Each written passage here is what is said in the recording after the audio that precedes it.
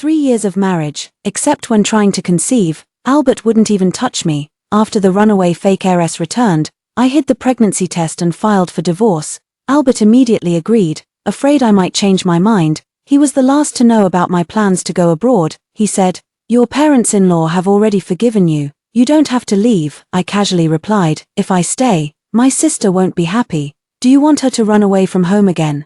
I'll come back to see you when I have time." Albert paused for a moment and fell silent. Soon after, he became engaged to the fake heiress. But later, on a stormy night, Albert appeared at my doorstep and asked, "You never planned to come back, did you?" Hello, everyone. Welcome to my channel. Subscribe us to read wonderful stories every day. Now the story begins. The day I went to Albert's company, I happened to see the new intern leaning close to him, chattering about something. Her cheeks were flushed, her eyes brimming with admiration. The Chapman family's only son, fast-tracked through elite programs, with an impeccable resume, parachuted directly into company management. Not only that, Albert was exceptionally handsome. Standing at 188 centimeters tall, wearing gold-rimmed glasses, he exuded an air of cool elegance and noble refinement. Even after getting married, the swarm of women around him never diminished. Albert, who had always been cold and dismissive toward women. Albert unusually refrained from scolding her. I knew why, because she bore a 5 or 6 out of 10 resemblance to Caroline, especially those bright almond-shaped eyes of hers that blinked when she spoke. If it were before, I would have rushed over, linked arms with Albert, and declared my sovereignty. But now, for some reason, watching this scene, I didn't feel the slightest bit upset in my heart. Even more considerately, I went to the adjacent lounge. The secretary who led me here looked shocked.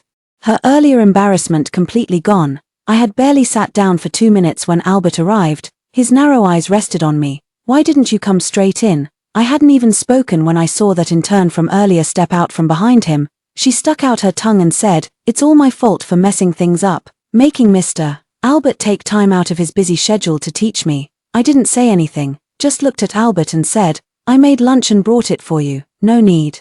"There's an impromptu business lunch today." The schadenfreude in the intern's eyes was unmistakably clear. I nodded, picked up the lunchbox, and left. Albert frowned slightly. "Let me walk you." Before he could finish, the intern cut in. "I'll escort Mrs. Pay out of Albert's sight." She gave me a provocative smile. "Don't you dare hate me. After all, Albert doesn't like you either. I just did what you did back then, Tilda." I was stunned for a moment. It took me a moment to understand what she meant. At the age of 18, I was taken back to the Clarence household. Mrs. Clarence said they had actually found me 2 years earlier, but they worried it might affect Caroline's and my college entrance exam performance, so they only brought me back now. It's mainly because I'm afraid of affecting Caroline. After all, the scar on my cheek from my foster father's broken bottle is still fresh, but even so, Caroline still couldn't accept it. She ran away from home with her passport and a bank card containing 10 million. She left a letter saying she had usurped another's place, and since I had returned, it meant Mr. Clarence Mrs. Clarence had ultimately chosen me. She shouldn't stay in this household anymore, so let her fend for herself from now on. This letter made Mr. Clarence Mrs. Clarence look at me with accusatory eyes. Yet ironically, the marriage alliance between the Clarence family and the Chapman family had already been finalized. It concerned the stock prices of both companies. I was filled with dread and unease, feeling that everything had happened because of me. It was at that very moment Albert stepped forward. He said he was willing to marry me. It had always been an arranged marriage, and I was the intended bride from the start. Back then, I thought I had found salvation, but I forgot in stories of switched identities. The fiancé always loves the imposter. I didn't know that beneath the engagement lay Albert and Caroline's childhood bond. My eagerly anticipated marriage was merely Albert's last resort to clean up Caroline's mess. It was also out of anger Caroline that she impulsively cast him aside. Fortunately, Albert was a decent man. Though he didn't like me, he never treated me poorly. He just didn't want to touch me. He often stayed at the company, and even when lying in the same bed with me, there was always an unbridgeable gap between us. Only when trying to conceive would he touch me skin to skin. When I couldn't bear it anymore, he would wipe away my tears, but never slowed his movements. I think he probably didn't treat Caroline this way, more tender, or more passionately moved. Though I stand in this marriage wearing a wedding dress, it feels utterly unrelated to me. 3 years have passed, watching helplessly as my once brimming joy turned to a basin of cold water. Everyone knew long before everyone except me. I stole Caroline's husband. Albert doesn't love me. All those times I appeared sweetly smiling, going everywhere with him, playing the boss's wife by treating everyone in the company to afternoon tea, were they laughing at me in their hearts when they saw it? Looking back now, it was indeed both laughable and pitiful. The food in the thermal container had gone cold. When I ate it, it felt utterly tasteless. Albert came back while I was on the phone with the doctor. I hurriedly hung up the phone. As usual, he took a shower, changed into his home clothes, and then went to the study to work. With me, it was merely an exchange of glances. Yet we were clearly husband and wife. We were still entangled together just last night. Yet his attitude toward me seems even more distant and indifferent than toward that in turn. Naturally, he didn't even ask me what I was doing. Had he asked, I might have told him.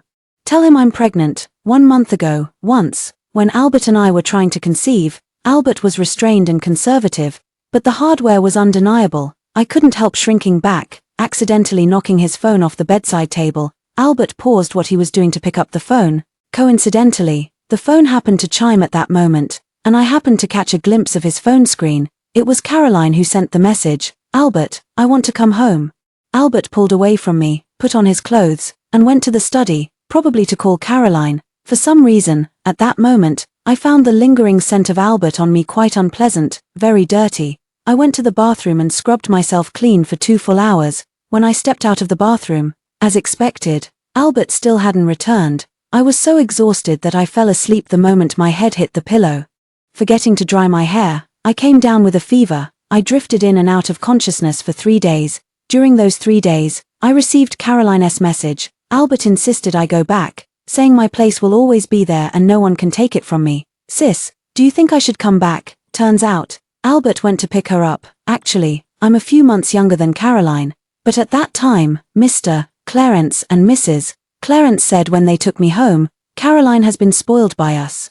Not as sensible as you, you'll be her elder sister, so take good care of her. And so our sisterly relationship was established. No one ever asked me if I was willing. I called Albert's secretary and asked where Albert had gone. The secretary said it was Mr. Albert's private itinerary, and he wasn't quite sure. I called Albert. No one answered. Albert didn't reply to me until 3 days later, asked me what was wrong, without a single word of explanation. During these 3 days, Caroline spent time with Albert while sending me many stories of their past together. She skipped classes and dragged the top student Albert to accompany her. Albert missed a competition just because she wanted to go skiing in Switzerland.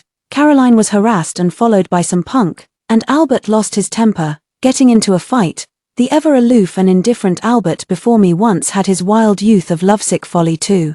The marital harmony and mutual respect I imagined instantly lost all flavor when faced with these dazzling memories of youth, like a mouthful of cold plain rice, utterly tasteless. Yet I kept chewing alone, stubbornly grinding out a faint hint of sweetness. Caroline posted a photo on her social media at the airport. Albert has turned into a domineering CEO, and now I've ridden on a private jet too. Looking at Albert's message, I replied with 3 words, it's nothing, my fever has subsided.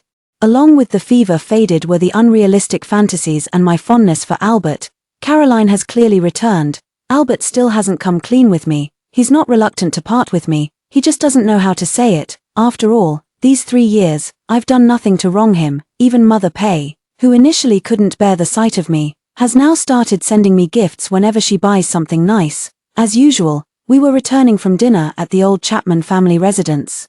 I sat in the back seat of the car with Albert, an empty space between us. I thought I should make things clear with Albert. He deserved the right to know, a way to give myself closure for these 3 years, for this love affair that belonged to me alone. Albert, actually, I'm preg. Suddenly, the driver slammed on the brakes. Fortunately, we were still within the villa area, and the car wasn't moving too fast. I instinctively covered my stomach. Albert didn't notice, his gaze fixed outside the car. Outside, rain had begun to fall unnoticed. The raindrops settled on Caroline's hair. She's still as beautiful as she was back then. Beautiful, yet willful, she shouted at Albert. Why are you avoiding me, Albert? So what if you're married? Can't married people get divorced? If you don't come find me soon, I'll have to marry someone else. Albert pressed his lips together and remained silent. Caroline's voice trembled with unshed tears as she spoke. I'm not my parents' real child. The moment I returned, they wanted to use me for a political marriage. She is lying. As early as the first year of my marriage to Albert, Mr. Clarence Mrs. Clarence had already found her. She spent all her money abroad and contacted them, but she refused to come back, calling myself an unnecessary person. I happened to come across her Instagram. She was having the time of her life abroad. During holidays, Clarence's villa always stood empty. Mr. Clarence, Mrs. Clarence would always fly abroad to find her. They seemed to have deliberately forgotten about me, their daughter. How could such loving parents force her into an arranged marriage? Albert, could you bear to part with me? Caroline was asking him, yet her tone carried absolute confidence. She was certain Albert wouldn't bear to. I instinctively looked at Albert. His eyes were dark and inscrutable, his face expressionless. But I noticed the pronounced veins on the back of his hand resting on his thigh, his knuckles turning white, their gazes intertwined through the car window. I think I should be under the car, not inside it. But in the end, Albert just coldly told the driver, "Drive." Caroline chased a few steps, then fell to the ground. Back home, Albert exchanged a few more words with me. "Candice, both Caroline and I are things of the past. She's always been like this, acting impulsively without considering the consequences. Don't take it to heart. This sounds familiar. I think I've heard it several times from Mr. Clarence, Mrs. Clarence as well. So familiar that I don't want to hear it again. By the way, what were you trying to tell me earlier?" I smiled. "It's nothing. It's not important anymore. I've already made up my mind. I am the Matrix, possessing all rights, with no need to seek his opinion." Albert paused, seemingly wanting to say something more, but the moment was interrupted by a phone call. Caroline was hospitalized after a fall. Albert must have known she did it on purpose. He paid no attention and sent his secretary in his stead. Evening, Albert unexpectedly took the initiative to approach me. I glanced at him, his eyes darkened, and his Adam's apple bobbed. I subtly avoided his hand and said, "I'm going to take a shower." While showering, I rehearsed my lines several times. What to say when asking for a divorce? After 3 years together, we should at least give it a proper ending. In the end, I never found the right moment to say it, because when I came out of the shower, Albert was gone. He left me a message, "I'm going to the hospital." I sighed, not entirely unexpected. Perhaps Albert didn't need my sentimental farewell. Early the next morning, just as I was about to leave, Albert returned. His face was weary, his brows and eyes tinged with irritation. Dark circles beneath them. Clearly, he hadn't slept all night. Rubbing his temples with an apologetic expression, he said, "Sorry, something urgent came up last night." Before he could finish, he noticed the divorce papers I had left on the table. His figure came to an abrupt halt. The room was utterly silent. After a moment, Albert parted his lips and said, "Have you made up your mind?" As he spoke these words, the tension in his brows eased slightly, like a weight lifted from my heart. It was finally gone. As soon as I finished speaking, I saw him pick up the divorce papers and sign them. He didn't even bother to check what I had asked for. Had I known, I would have asked for more. "You don't have to move out. This villa is yours too. I'll be the one to leave." He said it quickly, as if afraid I might change my mind. I didn't stand on ceremony, since it's been given to me.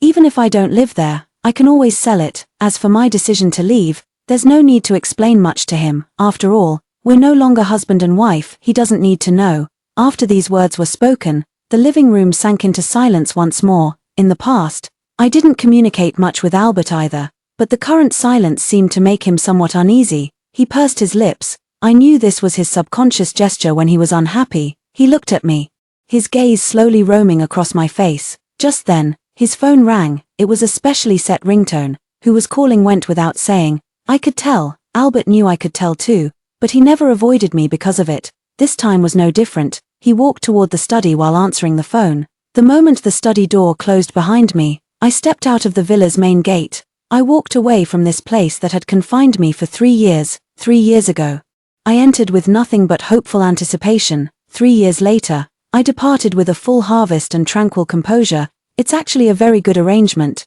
So, I don't hate Albert at all. In fact, I even wish him and Caroline a happy marriage. Albert just doesn't like me, that's all. But it has given me a good social status and a good life. There are plenty of marriages out there without love, without money, and without respect. I'm already very fortunate. There's no story without coincidence. I saw Albert accompanying Caroline for her checkup.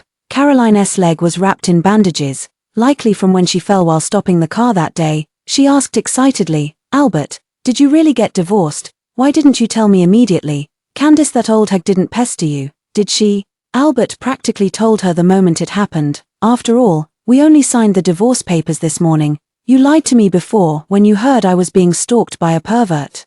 You flew to me overnight, stayed with me for 3 days, and still insisted we were just friends. I saw Candace calling you, and you didn't answer any of them. You're just being stubborn. Caroline jumped for joy but ended up pulling her wound. She insisted on having Albert carry her. Albert couldn't stand the noise anymore and smiled helplessly before finally squatting down. This was the last scene I saw before entering the operating room, when I left the hospital. Albert seemed to have just returned from shopping outside. He was holding a cup of milk tea in his hand, along with some snacks from near the hospital. The Albert in front of me was terrifyingly disciplined and never ate such things. Turns out, when someone is special, she can break all his rules. Albert paused for a moment when he saw me. How did you get here? His gaze instantly turned sharp. He seemed to think I would go looking for Caroline to cause trouble. I smiled. Just a minor surgery.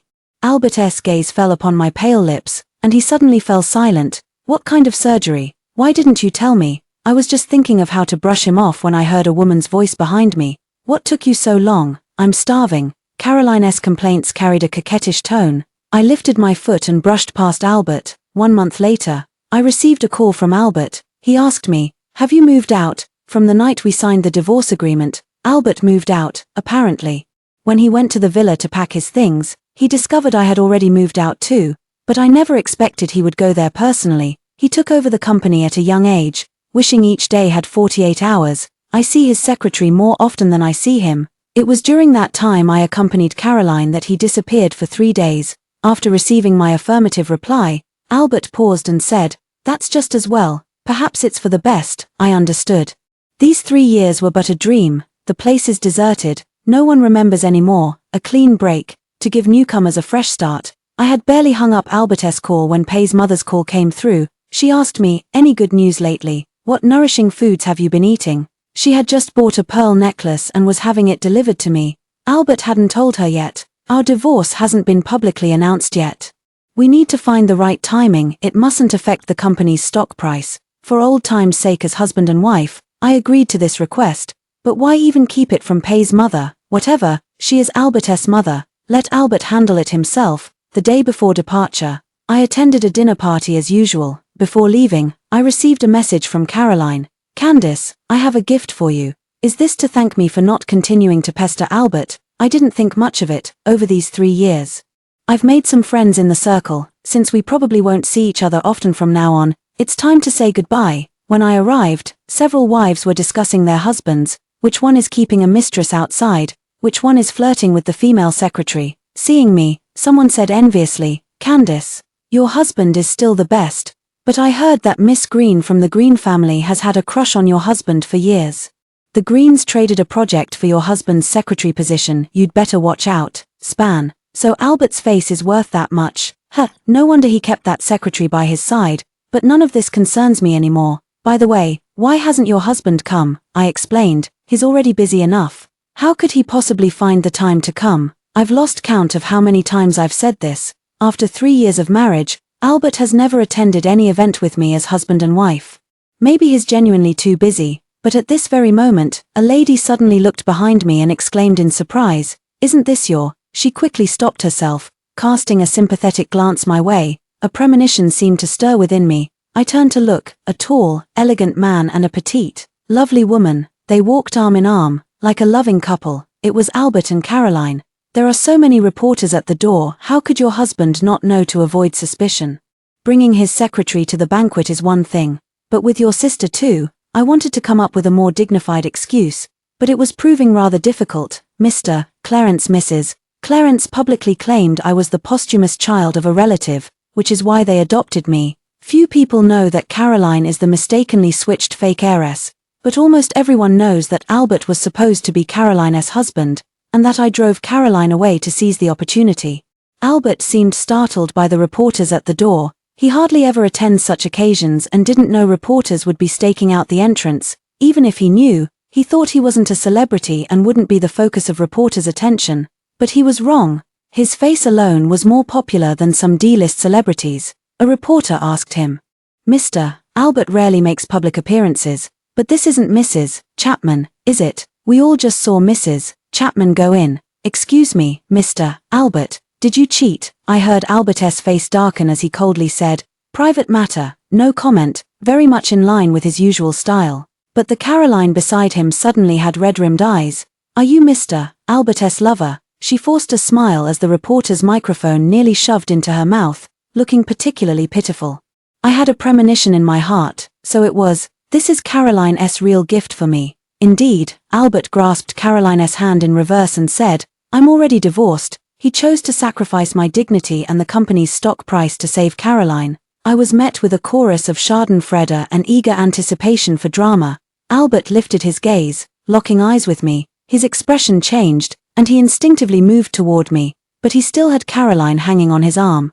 I turned and walked away without looking back. Later, I received a call from Albert, the familiar tone, the familiar voice. He said, "Today, I'm sorry, thank you, sorry, probably sorry for making me lose face. But what is there to thank me for? I don't know, thank me for letting him sleep with me for 3 years. No need for that, I didn't lose anything. Consider today's events as the price paid for the string of zeros in my bank account." I said, "You're welcome.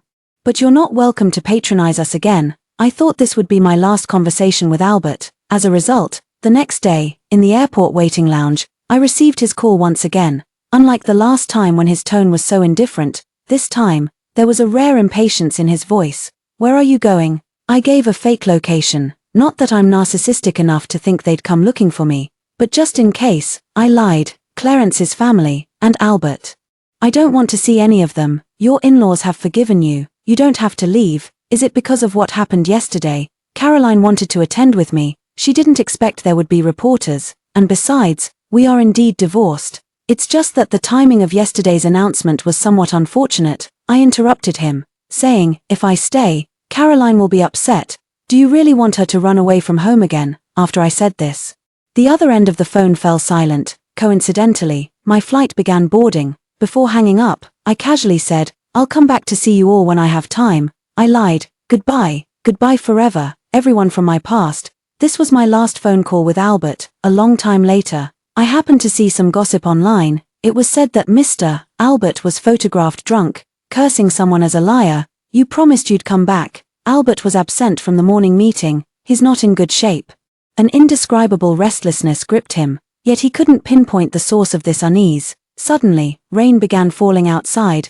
Albert never paid any attention to such weather. When it's cold, someone adds his clothes. When it rains, someone holds an umbrella for him. Everything is always arranged by others anyway. But today, he suddenly wished the rain would grow heavier, heavier still. Then the plane wouldn't be able to take off. He called his secretary in. He asked the secretary, "Candice, did she leave any message for me before she left?" The secretary was taken aback. He thought Albert must be out of his mind. Ex-wife Mrs. Chapman used to visit the company frequently during the first 2 years of marriage. She would even hesitate to disturb Albert, pretending to let him relay messages instead. Sometimes she'd ask Albert, "What would you like for dinner tonight?"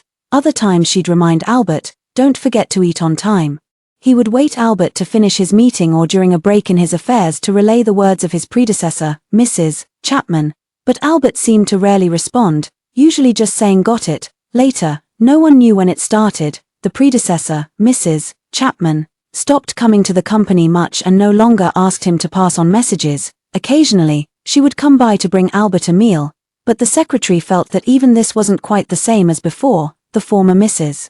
Chapman who used to bring meals had eyes brimming with unconcealed anticipation and affection. The former Mrs. Chapman who later brought meals seemed to be fulfilling a duty, performing the role of a respectable couple. Whatever, the boss's affairs had nothing to do with a workhorse like him. In short, his predecessor Mrs. Chapman hadn't contacted him at all before leaving. He answered Albert's question with high emotional intelligence. "No." Albert's expression darkened.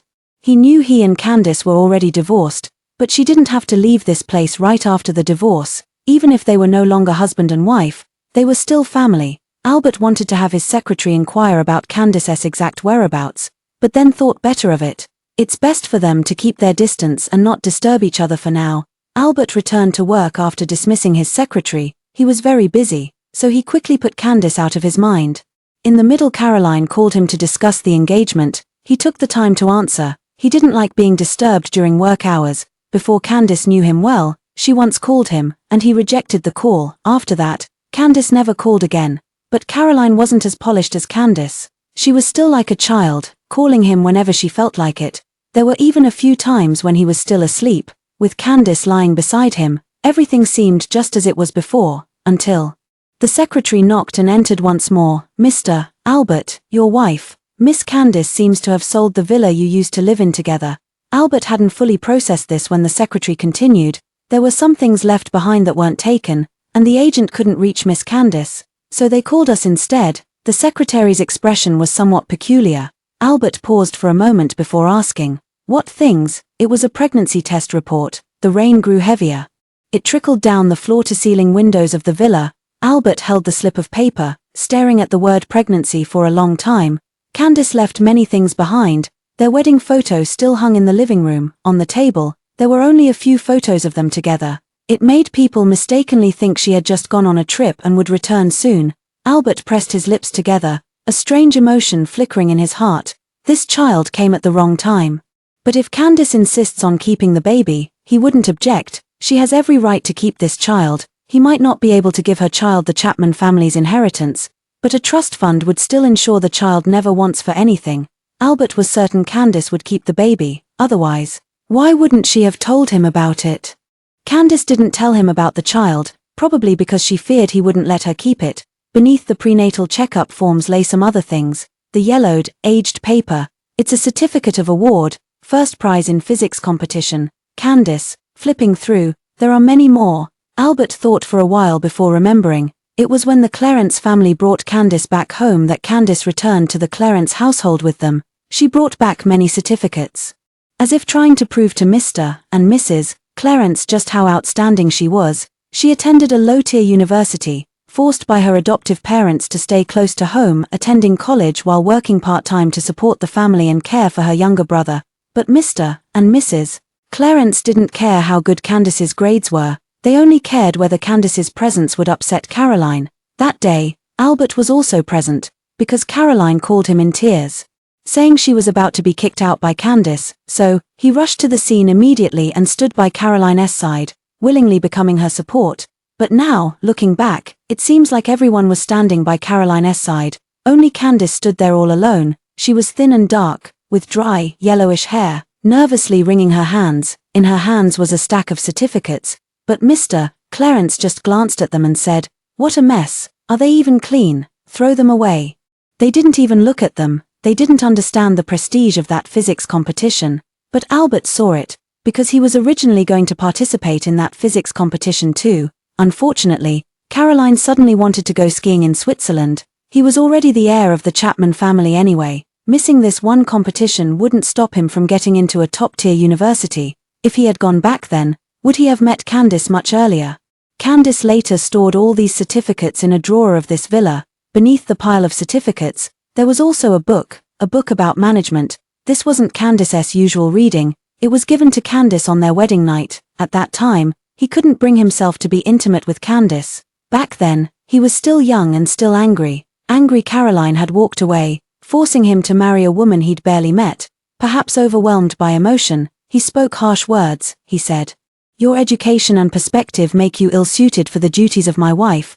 Please don't embarrass me. You should read more books." He casually handed her a book, then turned and went to his study to work. The book had curled corners and a slightly tattered cover, but it was protected by a clear plastic sleeve. Inside were many notes, numerous Candace's reflections and points of confusion. Albert stroked the pages of the book, his breath pausing slightly. Their child would probably be as intelligent and studious as she was. Albert gazed at the familiar furnishings in the villa, feeling an unexpected emptiness in his heart. This mood didn't last long. Caroline sent him a picture, a flirty selfie. Albert felt somewhat helpless. During the 3 days he spent with Caroline, Caroline tried every means to seduce him, but he refused each time. It wasn't that he disliked Caroline, but he had never been driven by desire, and at that time he was still married. Ever since he caught his father with his lover in bed as a child, he had disliked such matters. He didn't want to become a man like his father. Even if he were to do it, it would only be after marriage, so Caroline always liked to call him Albert. The days passed like this. Albert felt there wasn't much difference from before. The only difference was that Candace had disappeared. One night he woke up and reached for the person beside him, only to grasp empty air. The next day, Albert thought that as the child's father, he should find time to meet with Candace. He had his secretary book a flight to the city where Candice lived. The secretary inquired about Candice's exact address and arranged a private car to pick up Albert at the airport. Perhaps it's the joy of becoming a father for the first time. Albert didn't handle work on the plane for the first time. The child will have to stay with Candice in the future. Caroline, being childish, won't agree to let the Chapman family raise this child, but when it comes to child support, he won't shortchange Candice. He can fly to Candice's city once a week to visit the child. He won't be absent from their upbringing. He will definitely be a good father. Candice needn't worry that he won't love their child. He had thought it through perfectly, only to receive a message from his secretary the very next moment. Mr. Albert, I couldn't reach Miss Candice. She must have blocked my number. Albert was stunned for a moment, then opened his chat interface with Candice. The most recent message was still from several months ago. Caroline was making a scene at the hospital, refusing to let them disinfect her wound. Mr. and Mrs. Clarence had no choice but to call him. Out of respect for his elders, he agreed to visit Caroline. When he left, Candice was taking a shower. He sent a message, "I'm going to the hospital." Candice replied with 2 words, "Okay." Scrolling up further. It was when he was accompanying Caroline during that period and missed Candice's call. He asked her, "What's wrong?" Candice said, "It's nothing." Those few words of message, Albert read over and over again. Suddenly, he felt a pang of panic, sensing a premonition in his heart. He sent a message to Candice. "Where are you?" What responded was a red exclamation mark. "I applied for a master's degree in the physics department, a very good school, because I spent a fortune on my application and used Mrs. Chapman's identity. The price was being looked down upon by my classmates the moment I enrolled. A world-renowned school naturally attracts hidden dragons and crouching tigers, many exceptional talents. The wealthy are beyond counting. There are quite a few who are both intelligent and wealthy. Darcy is one of them." On the day I was scratching my head in frustration, completely unable to derive any experimental data, he adjusted the black-framed glasses on the bridge of his nose and said mercilessly, "Given your intelligence level, you've chosen the wrong major for gilding your resume." I smiled without rebutting and continued burying myself in experiments. After pulling several all-nighters, one evening, Darcy left a step too late. As he passed by me, he glanced at my computer screen. To his surprise, he discovered I'd actually done it. Suppressing a smug grin, I calmly turned to meet his gaze, but his next words wiped away most of my good mood. "Actually, there's a simpler way you could do this." Yet I had to admit, having always benefited from elite systematic education, he was indeed far more skilled than me in physics. After realizing this, I proactively sought him out several more times to ask questions. The first time, he was still a bit surprised. Later, he got used to my shamelessness. Even someone as smart as Darcy has his troubles. For example, the recent trend of hot nerd. He's exactly that type. There had been girls showing interest in him before, but now there were even more. I watched with schadenfreude as he kept a straight face, deliberately went 3 days without washing his hair, and wore a crumpled plaid shirt. I finished laughing and then threw myself back into my experiments. Student life is always both bitter and fulfilling. This year, I've rarely thought about Albert. In the beginning, in the spring sunlight, amidst the summer night cicada songs, within the autumn wind's swirling dance of colorful leaves, and when winter snowflakes land upon my shoulders, sometimes I think of Albert. Of the 3 years we walked together, I remember how he stood before me, facing the accusing Mr. Clarence, Mrs. Clarence, saying, "I can marry Candice." I remember waiting for him to finish work with joy in my heart, throwing myself into his arms, only to be pushed away as his face flushed red. I remember, in the darkness of night, the sound of his suppressed, restless panting. I remember the way he carried Caroline, but I don't know when it started. His face grew increasingly indistinct. Perhaps it was that day I finally completed the experiment, recording the results in my thesis, or perhaps it was another day. My method is more efficient than Darcy's, and he awkwardly admitted that he had been prejudiced against me and underestimated me at first. Of course, it could also be this day. The weather was fine, the sun was shining brightly. I realized with absolute clarity that my life shouldn't be trapped in a marriage that was wrong from the very beginning, that endless darkness of the past wasn't caused by me, nor should it confine my entire life. My departure was the absolutely right choice. Suddenly, Albert's face never appeared again. Between experiments, I scrolled through my phone. On the trending list was a name I once knew all too well. Engaged Albert was photographed drinking heavily late at night. In the video, he was slumped in the parking lot, being helped into a car by his secretary. He kept shouting "liar" with his mouth. Liar, Candice, you're truly a liar, a previously friendly lady called and said, did you see the trending topic? You rushed into this divorce too hastily. Do you know that in the days after you left, Albert worked overtime so much he nearly ended up in the ICU, he got engaged to your sister but kept postponing the wedding. She wanted to say more, but I cut her off with the excuse of needing to attend class. She must be confused. Albert, what does his overtime have to do with me? As for his relationship with Caroline, it's even less of my business. Because of that trending topic, netizens quickly dug up my identity. I'm Albert's ex-wife. Some people say they're already divorced, yet this woman still clings to her ex. Has she no shame? I've seen plenty of these ex-wives can't find anyone better, so they want to go back to their ex. A netizen retorted below, where did you see the ex-wife clinging to him? This message was quickly deleted. It's obvious someone is controlling the comments. Soon, another insider leaked that I was actually the other woman who stole someone's partner. Albert wasn't originally my fiancé. It's all too clear whose handiwork this is. The situation had been brewing for most of the day. As I walked across campus, someone secretly took my photo. People were pointing and whispering about me. But soon, the trending topic was taken down. Albert, the company, also issued a statement saying they would take legal action against those spreading rumors. Albert didn't help clear my name. Then again, if he had clarified, Caroline might have been labeled as the ex trying to rekindle an affair. For the entire day, Darcy treated me with unusually good manners. He hesitated as if wanting to comfort me. Evening, when I left the lab, Darcy followed me. I glanced at him, and he quickly said, don't get the wrong idea, I just happened to be done too. On the way back, someone tried to take a sneaky photo of me, but he loudly stopped them. He was like an unrestrained puppy, yapping and yelping without restraint. I had intended to stop him.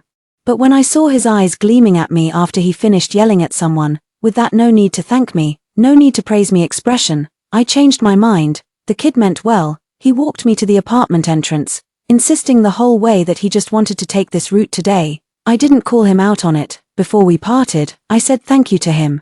Darcy blushed instantly. No need to thank me. I'd help anyone in such a situation. I nodded and said, I know, you've always been kind. When others isolated me, thinking I only had money but no ability, he was the only one willing to help. The isolation of adulthood is less childish than in youth, yet nearly unbreakable, polite, distant, tacitly forming teams with others. Only Darcy, after speaking harsh words, was willing to pair up with me. Darcy walked away with clumsy, mismatched steps. I thought the farce was over, but I didn't know the photos taken today would bring me trouble again. I don't like rainy days. Because there were only 2 umbrellas in my childhood home, and I was never the one who got to use them. Later, I returned to Clarence's house. At that time, Caroline had not yet run away from home. Mr. Clarence and Mrs. Clarence wanted us to get along well, so she took me out with her, and Albert was also in the car. Halfway through the drive, despite the heavy rain outside, she made me get out of the car. Albert persuaded her a few more times, but ultimately yielded to Caroline's tears. I got out of the car and stood in the rain for an hour before the bus finally arrived. The day I left, the rain nearly grounded my flight too, delaying my school enrollment. After starting a new life, I bought 2 umbrellas. One stays at home, the other in the lab. I never got caught in the rain again. Tonight, a storm suddenly struck. I sent a message asking Darcy if they had arrived home safely after leaving. Before receiving a reply, there was suddenly a knock at the door. A year had passed. Albert appeared at my doorstep. He was still dressed formally, wearing a suit and tie, with his shirt buttoned all the way to the top. Yet now, raindrops trickled down his hair onto his pale, almost cold-looking skin, slid past his thin lips, and landed on his expensive suit. This was the first time I'd seen him like this. I was in my loungewear, reading a research paper. Albert's gaze shifted from me to the shoe rack by the door. Upon seeing no men's shoes there, he let out a sigh of relief. Candice, the rain's too heavy, I can't get a cab, lend me an umbrella. Darcy turned back and bumped right into Albert face to face. Both of them froze in shock. Seizing the moment, I pulled Darcy inside the room. I coquettishly said, I told you not to leave earlier. Darcy quickly snapped out of it. With terrible acting, he said, I was planning to stay too. After speaking, he guiltily glanced at me, his ears turning red from lying. But Albert didn't seem to notice. His expression darkened instantly, his tone icy as he asked, your boyfriend? I nodded. Candice, he clearly looks like a student. The age gap between you is too big, and he doesn't even have a stable job. He's not suitable as a partner. I scoffed. Albert. Did you come here just to tell me this? Albert frowned tightly. There seemed to be a trace of hurt in his eyes as he looked at me. No, I came to see our child. As his words fell, both Darcy and I froze in place. I immediately realized he might have found out from somewhere that I had been pregnant, yet he didn't even know I had already terminated the pregnancy. There was no harm in telling him. Albert, the baby is gone. Albert was stunned, looking at me with disbelief. Really? I'm not lying to you. Do you remember when we met at the hospital that time? Caroline had scraped her leg. You were with her, and I happened to be there that day. Albert clearly remembered. That day, he had gone to buy food for Caroline and even indulged her antics at the hospital. When he ran into me, he thought I was there to cause trouble for Caroline. His face turned pale inch by inch until it drained of all color. I don't know Albert what he's thinking. He actually bought the apartment next door and moved in temporarily. I've run into him several times when going out.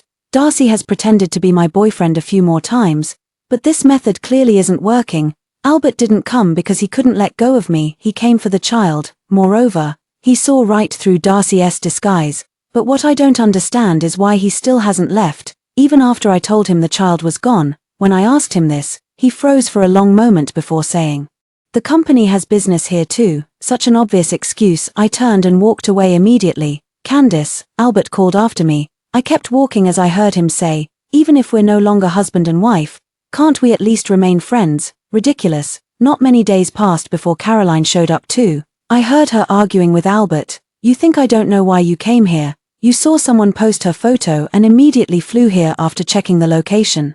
You told your secretary not to reveal your whereabouts, all just to find that old woman, didn't you?" Albert said. "Caroline, Candice is your sister. To hell with sister. What right does that country bumpkin have to be my sister?" Caroline seemed to have completely forgotten about our switched identities long ago. She yelled and screamed, drawing complaints from the neighbors. Caroline has been abroad for 3 years, but her English still doesn't seem to be very good. When fighting back, she could only repeat the same few curse words over and over. Albert sighed and asked his bodyguard to deal with the neighbor situation. Caroline was punching and kicking Albert, but Albert showed no displeasure, only helplessness. I heard Albert say, "I just wanted to figure some things out." Caroline clearly wasn't accepting this answer. She slapped Albert, then ran off with reddened eyes. Quite the soap opera moment. Darcy and I watched with great interest. Darcy asked me, "What exactly is your ex-husband trying to figure out here? He doesn't even study physics." I glanced at his well-defined arm muscles.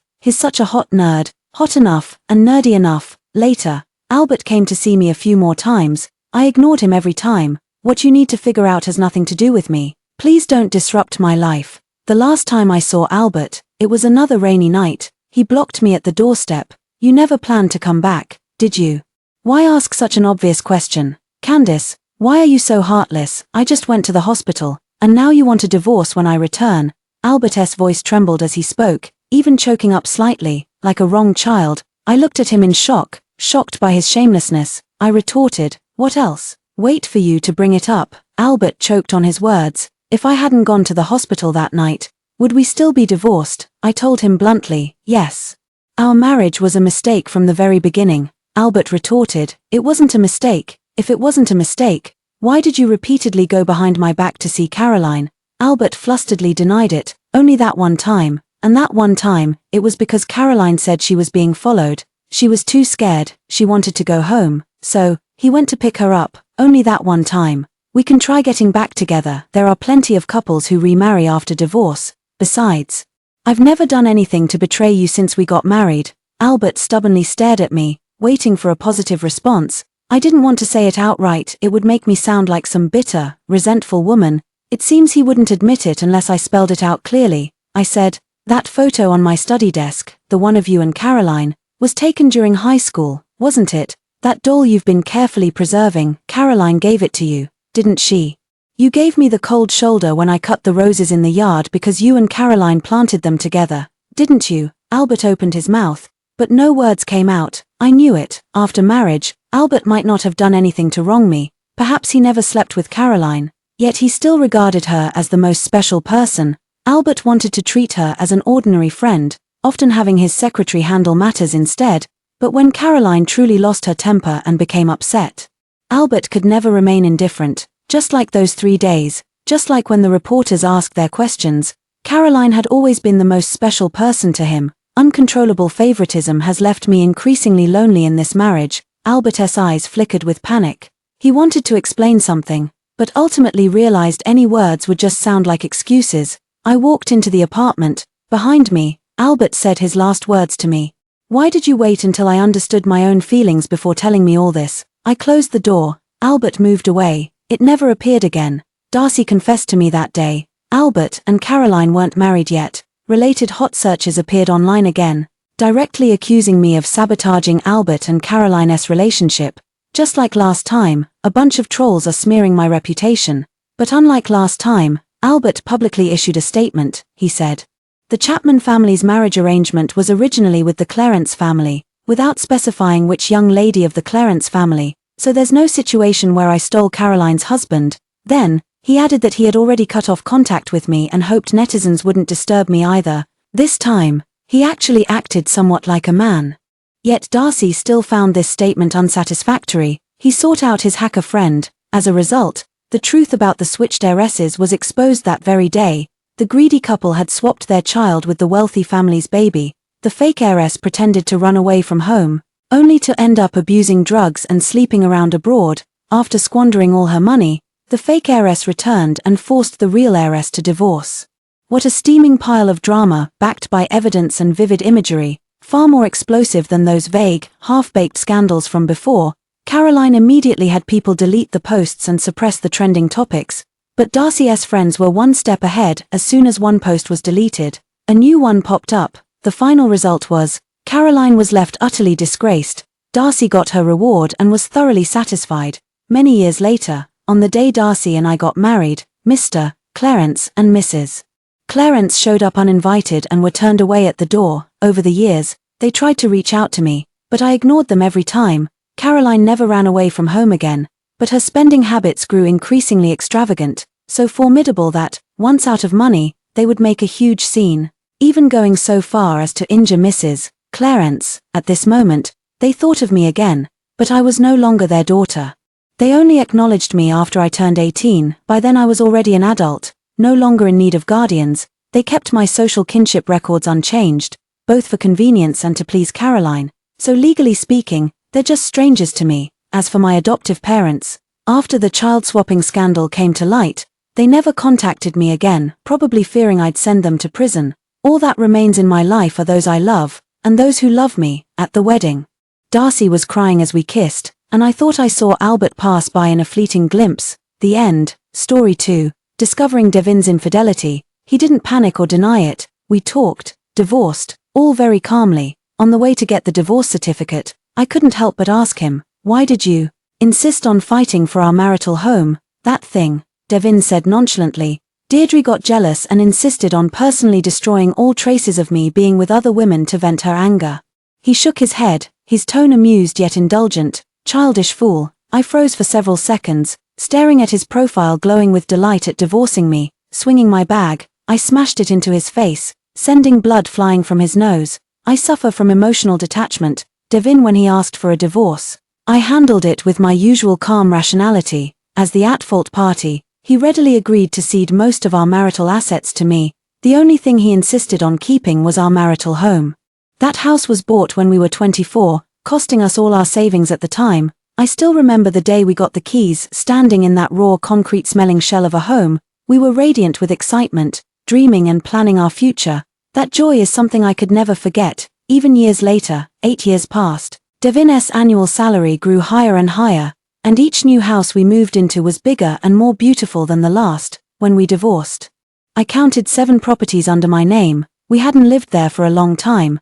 That marital home, which once held infinite promise for us, now seemed poorly located, badly lit, and shabbily decorated. Compared to the other properties, it was truly not worth mentioning. If I had to say what it contains, it's probably just the memories of those years when Devin and I were most in love. So when Devin insisted on keeping that marital home, I naively thought that despite his changed heart, he at least still felt some guilt toward me and some lingering attachment to our 10-year relationship, only to find out it was just to entertain his little sweetheart. Not only was there no attachment, no guilt, even as a betrayer, if he had the slightest regard for me as a human being, the slightest respect for me, he wouldn't have uttered those words so nonchalantly. I took a deep breath and looked at Devin's profile. He looked pleased to be going to divorce me. A few seconds later, I check my seatbelt and scan the road ahead. I glance around the car's interior, hefting the weight of my bag in my hand. Devin, The next second, I swing my bag in a full arc, smashing it into Devin's face with enough force to send blood flying.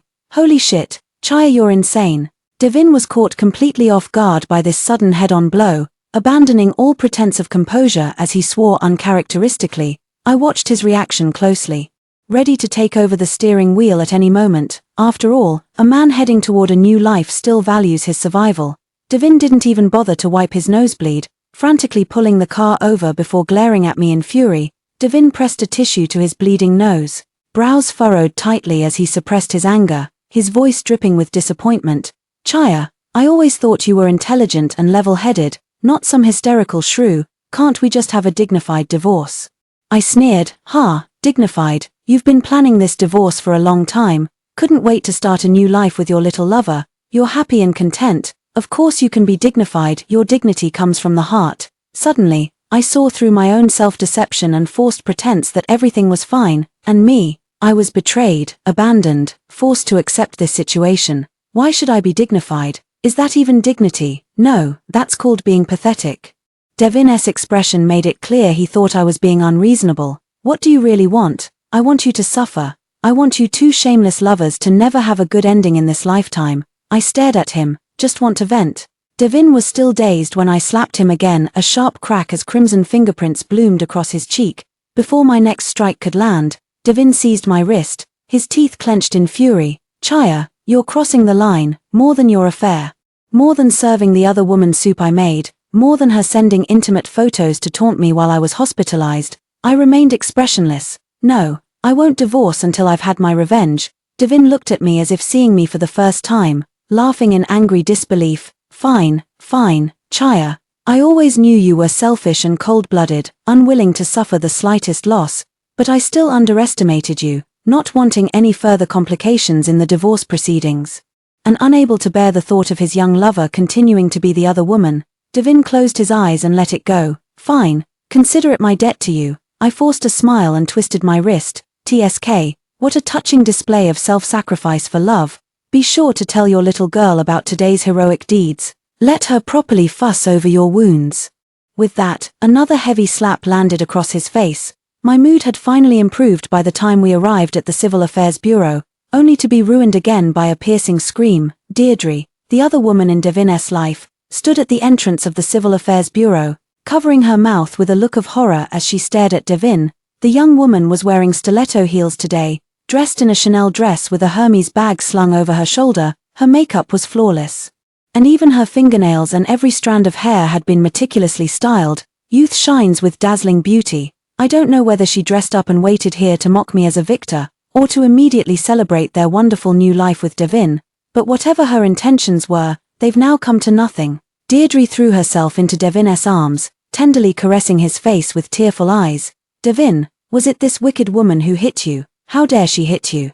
How could she be so cruel? Why didn't you fight back? Devin spoke sternly yet with affection. Be good now, no more mischief. What's this little injury? I can't let her make you suffer. Deirdre pouted pitifully and buried her face in Devin's chest. Devin immediately softened and began comforting her in gentle whispers. Watching the two of them cling to each other in this mutual display of exaggerated affection made me sick to my stomach. Divorce or not? If not, I'm leaving. Divorce. Devin let go of the girl, not wanting to have taken those slaps for nothing. Deirdre spread her arms and blocked my path. No wonder Devin can't stand you. You apologized to Devin first. She was half a head shorter than me, glaring up at me with tearful eyes, pouting angrily, a recklessly adorable kind of courage. No wonder Devin likes her. Being with a girl like this really makes you feel like you've regressed to adolescence, both mentally and intellectually. I stuffed the divorce papers into my bag. Then keep being the other woman, living like a thief in the shadows for the rest of your life. The day I'm in the mood to settle accounts, Devin, I can reclaim every cent he spent on you. I glanced at her expensive designer outfit and nodded, including that outfit you're wearing. The little girl immediately quieted down. Under Devin's comforting words, she stood aside obediently with a pitiful look, watching us go through the divorce procedures. After the paperwork was done, Devin shielded the little girl as they got into the car and left. I walked to the entrance of the Civil Affairs Bureau and took a deep breath, the December cold air filling my lungs. The pain in my chest welled up belatedly. I remembered Devin saying in the car just now that I was selfish and cold-blooded. That wasn't the first time he'd evaluated me like that. Devin had put in tremendous effort when pursuing me 2 years without any response. He'd sighed and said as much back then. Chaya, you appear gentle and tender, but in truth, you're more selfish and cold-blooded than anyone else. To avoid getting hurt, you refused to take the risk of letting anyone into your heart. Yet it was precisely someone as selfish and cold-blooded as me who, after getting together with him, let down all my defenses for his sake. After graduation, we both wanted to pursue postgraduate studies, but financially, it was impossible, just then. I received an excellent job offer, so I gritted my teeth and told Devin to focus on his postgraduate exams while I worked to support him. The rent in big cities is exorbitant, and with just my salary to cover living expenses, I could only afford a small room without a private bathroom. Back then, I was really poor, couldn't afford to eat out. I bought a small induction cooker and set it by the window to make simple meals. When we occasionally got bonuses, we'd go together to eat lamb spine hot pot at that restaurant at the end of the street. It was also in winters like this that lamb spine hot pot warmed us best. Devin would always pick out the meatiest bones for me. One time when he saw me meticulously searching through the finished hot pot for any stray pieces of meat, Devin got teary-eyed. He said, Chaya, I've made you suffer. He told me to wait for him, promising that someday he'd make sure I could eat whatever I wanted, buy whatever I desired. Without even glancing at the price tags, he said, believe in me, I'll make you the woman every other woman in the world envies. Promises are always beautiful, but reality turns its back without mercy. Last month, I passed out from acute appendicitis and was taken to the hospital by a passerby. I called Devin countless times, but no one answered. A stranger's account sent a photo. In the photo, a young girl, vibrant and beautiful, was proudly taking a selfie with Devin's phone. Confiscate uncle's phone, no answering calls from others. Behind her, my husband Devin stood leaning against the door with crossed arms, smiling indulgently at her mischief. The next day, Devin came to the hospital. Under my calm gaze, he spoke in a weary tone. Chaya, it's been 10 years. People grow tired of anything. Whatever you want, I can compensate you. Deirdre is young. Don't take it to heart. Returning home, I somewhat regretted my impulsiveness. Violence is never the right solution. Life is long, and I can handle this matter more gracefully, or take more clever revenge on them. Just as I was reflecting, I saw Deirdre's social media post. Probably to comfort Deirdre for the shock and grievance she suffered, Devin took her out for a lavish meal and indulged in shopping until her hands were nearly full. The little girl seemed to be in a good mood after being coaxed, wearing a small dress and stepping in little high heels. Sitting in a high-end restaurant with a proud and coquettish expression as she made a V sign with her fingers. At this point, all a certain resentful woman can do is throw a tantrum. What else can we do? Just humor the menopausal woman, I suppose. Among her series of accompanying photos, there was one of a fair and delicate ankle, loosely adorned with a few delicate loops of a foot chain. I recognized it. That was the necklace I'd left in the marital home. Devin gave it to me during our first year together, a simple silver chain I'd treasured and worn for years. It was listed in the divorce settlement, soon to be Devin's property along with the house. Whether he wanted to gift it to Deirdre as an anklet or put it on the dog, there was nothing I could do. A very clumsy tactic. Deirdre deliberately showed it to me, no doubt wanting to mock me, provoke me, and turn the tables. Closed the social media feed. I faced my own heart with complete honesty. Yes, I'm truly provoked. That's right, violence isn't the best solution. You're correct, life is long, and I could handle this matter more gracefully, or take more subtle revenge on them. But right now, I just want to wipe those smiles off their faces. I first called my lawyer to amend the divorce agreement.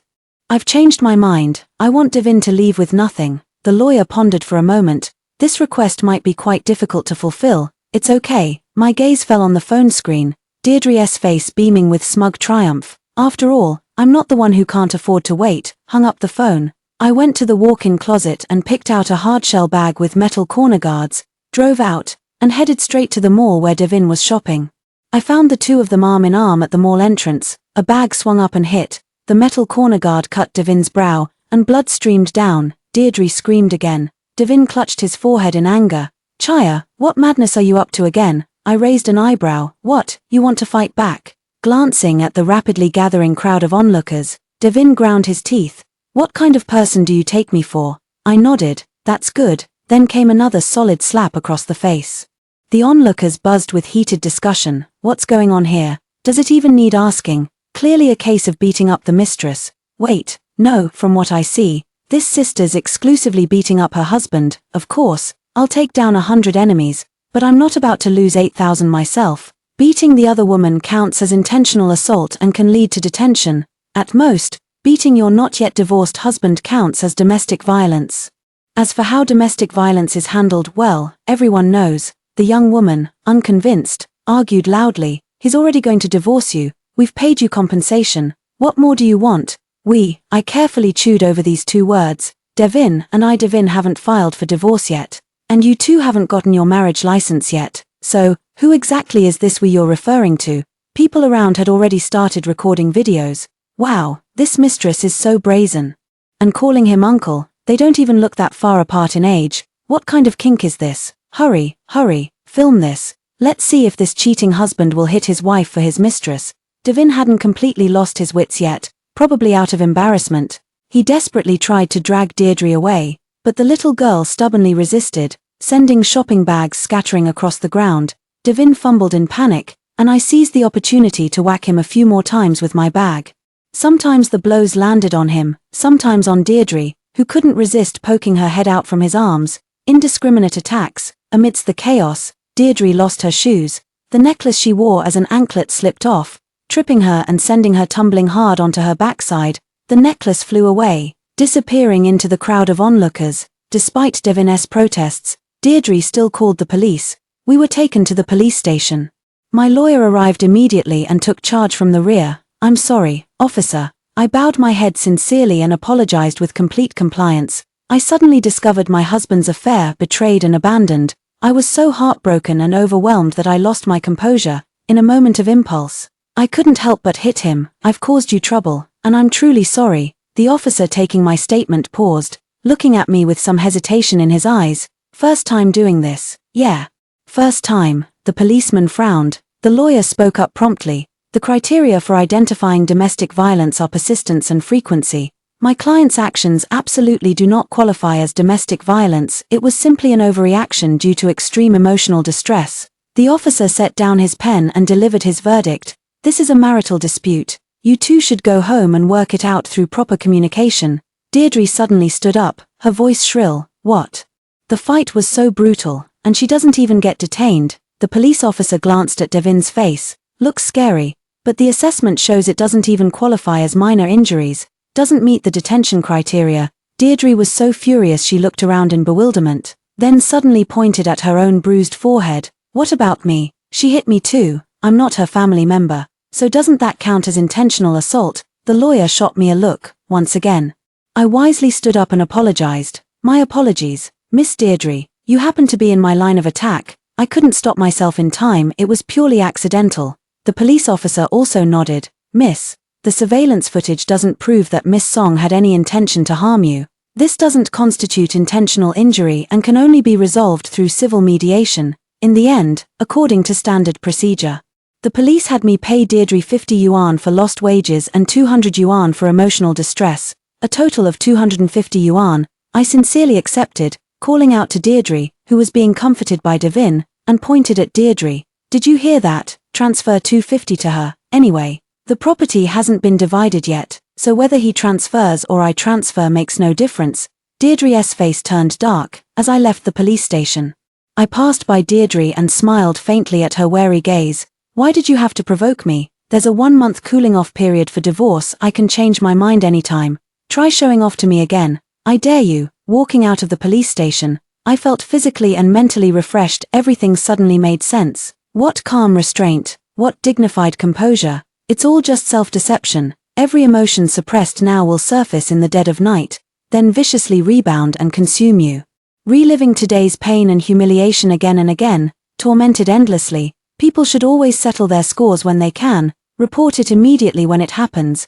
Venting anger naturally improves one's mood. In the end, I still took the path most betrayed women walk, hitting and cursing. But I won't torment myself, I'm going to torment them. When I found out the video of me beating up the cheating scum and his mistress at the mall entrance had gone viral online, I was at the boxing gym practicing my punches. Although I've had a regular fitness routine for years, it was only to maintain my energy levels and keep my figure toned. I never imagined I'd actually get into a fight someday. Looking back on that moment when I pummeled them, I kept feeling like I hadn't performed well enough. It wasn't satisfying, so I signed myself up for boxing lessons.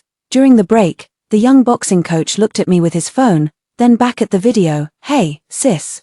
This is you." Curious, I took it and realized the video had gone viral, and all three of our personal information had been dug up by someone. Netizens were flooding the comments below. "At least she's not just beating up the mistress. I can't stand women who say they'll deal with the mistress first and then handle their man behind closed doors. Let's be real, they're just unwilling to let go of that piece of trash. Women really should focus on fitness. Look at the wife's toned and defined muscles, so much power when she throws a punch. The wife is so gorgeous. Was the scumbag blind or what?" Some people sided with Devin and Deirdre. Am I the only one who thinks this guy should just get a divorce? Yeah, the wife is way too violent. What man wouldn't prefer someone gentle? She's practically pushing him away herself. If it were me, I'd choose the other woman too. She's so delicate yet still shields the man from harm. Any man would be moved by that. I'm a woman too, and I feel the same way. Sometimes we really need to look within ourselves for the reasons. Don't women feel embarrassed when they make such a scene of themselves? Walking away with dignity is what a true leading lady would do. Perhaps seeing that someone was speaking up for her, Deirdre created an account and posted numerous close-ups of her injuries to garner sympathy. The bruises and bloodstains on her fair skin looked particularly pitiful. The caption read, "Loving you is hard, but I won't back down." I sneered and replied with a photo of the boxing gym below. "You're not hardworking, you're just unlucky in life." Then I uploaded all the evidence of Deirdre provoking me on my own account, like the photo of her wrinkling her delicate little face while drinking soup. Someone's herbal soup tastes awful, but Devin insists I'm weak and forces me to drink it. Like the message she sent me the night I had my appendectomy surgery. Surgery must be scary, right? Devin keeps saying I'm afraid of thunder and insists on staying with me, like when she posted a photo of her hand wearing a diamond ring, alongside a 200,000 yuan receipt swiped with Devin's card, and her beaming face. Life is a piece of cake, all the showing off, gloating, and provocation, including her wearing my necklace as an anklet and such. I posted it all. The online spectators followed the trail, and I had to give them a good show. After finishing my martial arts practice, taking a comfortable shower, changing clothes, and picking up my phone, I saw public opinion had completely turned against her. Deirdre's delicate white flower persona was completely ruined. Damn. That's so despicable, it's infuriating me. Always making an issue of the first wife's age. Does she think she won't live to that age herself? Upstairs. Don't be mad. Go watch the video of the wife beating up the cheating scumbag and his mistress. It's great for relieving stress. I keep watching it on repeat, so therapeutic for netizens' mental health. Now this is what I call a satisfying drama. Every punch lands perfectly. If I were that mistress, I'd keep my head down. Is she stupid or what? Why keep provoking the wife? It's just resentment.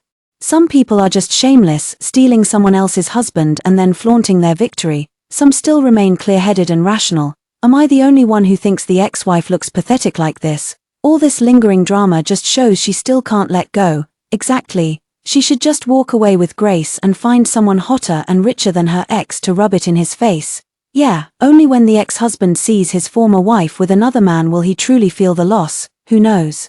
He might even start chasing her back desperately. Jack the coach was thoroughly enjoying the drama, watching with great amusement. He said, with my current popularity, if trained well, I could become the boxing gym's living advertisement. Upon seeing this comment, he straightened his posture, showcasing his well-defined muscles and handsome, sun-kissed face, beaming with a radiant smile. "Sis, how about me? Want me to help piss off that scumbag? I'm younger and handsomer than him. Just standing next to you would guarantee. One more word and I'll report you for harassing a student. Oh, I took annual leave from work and simply moved into a hotel. At least there I wouldn't have to look at all those annoying things at home. Working out, swimming, leisurely enjoying snacks in the executive lounge, admiring the night view from the top floor suite, and waking up naturally. So what if men don't love me? I'll love myself twice as much." On the other hand, there are still many clear-headed people online who think I've completely lost my dignity. Came across a video commentary about me from a 1 million follower relationship blogger. The most sophisticated revenge a woman can take is indifference. True departures are always silent. This Ms. Chaya appears to have one, but in reality, she's still punishing herself with her ex-husband's mistakes. Making such a scene after a breakup means you can't even preserve a dignified image. The man will just think, "Thank goodness I left you," I scoffed, turning washing dirty laundry into something sophisticated. Why should I care what some deadbeat's final impression of me is? It's not like I should swallow my pride until I develop breast nodules, then leave empty-handed just to give Devin some melancholic silhouette to occasionally regret during his midnight reminiscences. But with so many influencers reposting this, is it really that popular? I swiftly updated my account bio. Might as well take this chance to build up the account. After working late into the night, my college roommate called, her tone cautious. "Chaya, about tomorrow's class reunion. Are you still coming?" I understood immediately. The video of the original wife beating up the cheating husband and mistress at the mall entrance went viral, so most people we know have probably seen it. Of course I'm going. Why wouldn't I? But I heard that Devin is bringing that girl along. Won't you feel a bit? I chuckled, embarrassed. If he's shameless enough to flaunt his affair in public, why should I, completely innocent, feel any embarrassment? The roommate breathed a sigh of relief. "Ah, I'm glad you can think this way. I was afraid you wouldn't be able to face it. After all, Devin was your first love." She recalled those days, feeling somewhat emotional. "Back then, so many people pursued you. They all said you were unyielding to both soft and hard approaches, gently rejecting everyone. Yet you agreed to be with Devin, and once you started dating, you became incredibly devoted, walking from campus to marriage over more than a decade. It's only natural you can't let go." My heart gave a slight twinge. Let's not mention sunk costs. "See you the day after tomorrow," on the day of the class reunion. When I pushed the door open, the lively crowd instantly fell silent. Everyone was looking at me strangely. I looked back. Deirdre sat beside Devin, cradling a small dog in her arms and feeding it butter cookies. I recognized them as my own baking. I enjoy baking, not so much for eating, but for the creative process. Devin sometimes takes a few jars to the office to pair with coffee, claiming they're healthier than store-bought pastries. Deirdre spotted me and fed the dog another cookie, her eyes flashing with unmistakable defiance. "What kind of garbage is this? Only fit for dogs?" I nodded. "Pretty good. Better than being eaten by you. By the way, just a reminder, the person next to you has been eating it for years." Deirdre slowly came back to her senses. His gaze shifted from confusion to anger. Seeing the situation turning sour, classmates quickly stepped in to smooth things over, some diverting the conversation, others pulling me to take a seat, not wanting to dampen the mood. I went along with it, laughing and chatting as I sat down. After several rounds of drinks, everyone's spirits were high, reminiscing about college days, some pulling out graduation photos, others digging up old meal cards. The atmosphere was just right when Deirdre suddenly interrupted. "Speaking of old things, I actually found quite a few while cleaning the house yesterday." She pulled out from her bag photos of me and Devin, the peace charms we got together at the mountain temple. Handwritten letters Devin gave me during business trips, so many things, all old keepsakes I'd carefully preserved in our marital home. She held them up one by one, examining and commenting on them loudly with contempt. "Look at this photo, it's so ugly, even a handsome guy like me looks terrible in it. And this one, what superstitious nonsense, only old aunties would believe in this kind of stuff." Deirdre picked up the plain silver ring we bought during our first Valentine's Day with her chopsticks, flipping it around disdainfully, keeping a worthless silver ring like it's some treasure. "You really have no taste for the finer things." The students exchanged glances, stealing looks at my reaction. I stood up and splashed a glass of ice water in Devin's face. "Were you asleep? Don't you know how to control the things you brought?" Then to Deirdre. "You've really gone through the trouble, not only taking in a big piece of trash, but also finding the time to gather all these little scraps of garbage and bring them over." Devin quickly wiped the water from his face, pulled me aside, his voice low with suppressed anger. "It's all because of what you posted online. Deirdre was cursed at for 2 days and cried all night. She didn't even do anything to you, didn't name names, just took out her anger on some of your things. Was it really necessary? She deserved it." I casually smashed the empty glass right onto Devin's nose bridge. "You had it coming." Devin's nose, still not healed from the last time I hit it, started bleeding profusely again. Deirdre screamed once more, and several classmates quickly stepped in to separate Devin and me. "Chaya." Devin growled through gritted teeth, unable to contain his anger any longer. "With so many classmates watching, aren't you ashamed of making such a scene?" Do you really think anyone would sympathize with you or stand up for you? They're just here to laugh at you. I sneered. What do I have to fear? You're the one who cheated, and she's the one who knowingly got involved with someone taken. As for shame, it certainly doesn't fall on me. I swept my gaze across the surrounding classmates. If anyone here thinks I'm the one who should be ashamed, then everyone should take a good look at what kind of person they are. A few classmates who had been smirking and enjoying the drama just moments ago now looked stunned, awkwardly lowering their heads. Devin took a deep breath and pushed the door open. Chaya, we need to talk. In the empty room next door, Devin rubbed his temples in frustration. Chaya, I don't understand. You've always been emotionally detached. You could handle both parents leaving you. So what difference does one more make? Is it just because my affair damaged your pride? Do you really have to torture me like this? It's not like you ever loved me that much anyway. My face remained expressionless. Oh, what makes you say that? Devin paced back and forth excitedly, enumerating every point. Since we got married, you've never been willing to give up any promotion opportunity, even refusing to have children for the sake of your career. I could easily support you financially, yet you insist on not taking an easy job. Sometimes you're even busier than I am. Even during rare vacations, you still go to the gym or take classes, never coming home early to wait for me. Do you know how much I long to come home to a waiting light every day? That warm feeling, I've only ever experienced it with Deirdre. Deirdre is different from you. She's innocent, passionate, and has eyes only for me. I'm begging you, stop targeting her. Okay, I couldn't stand Devin's shameless face any longer, so I grabbed whatever was at hand and threw it at him. Are you blind? Don't you know who started this? Stop pretending. Changing your heart means changing your heart. Stop making grand excuses and pinning the blame for your affair on me. Have you no shame? I yelled while throwing things. Devin dodged in panic. Why didn't you give up your promotion? Why didn't you stay home to cook for me? Why didn't you leave a light on for me late at night? That's right, I've never been the traditional, virtuous wife and mother that men idealize. Because I don't want to become someone like my mother. When I was very young, my father had an affair. Mom would repeatedly recount their days of love, wiping tears while hysterical. She said how could he change like this? She refused to believe it. It was all that bitch seducing him. But Dad was already on his fourth affair. When Mom frantically confronted the other woman, Dad looked cold and impatient. The mistress sneered, and the onlookers watched with pity and mockery. That was when I made a silent vow to myself. In this lifetime, I would never let myself become that pathetic. I will never wholeheartedly trust anyone, nor will I cling to any emotion. Thus, I've never had an inseparable best friend, a heart-fluttering crush, or parents I could act spoiled with. Yet it persists endlessly. A stable mood has become a stagnant pool of lifeless water. My existence is so untethered, as if I could vanish from this world at any moment. Actually, Devin isn't that great. He just appeared at the right time. When I started questioning the meaning of my existence, he told me, Chaya, love is a beautiful thing. Don't miss out on it just because you're afraid of getting hurt. So I tried opening my heart to love someone, but deep down, I have a strong sense of self-preservation that prevents me from ever loving without reservation. I could never tie my fate entirely to a man. When our financial situation improved slightly after marriage, I hired a housekeeper to free myself from trivial chores and focus on building my career.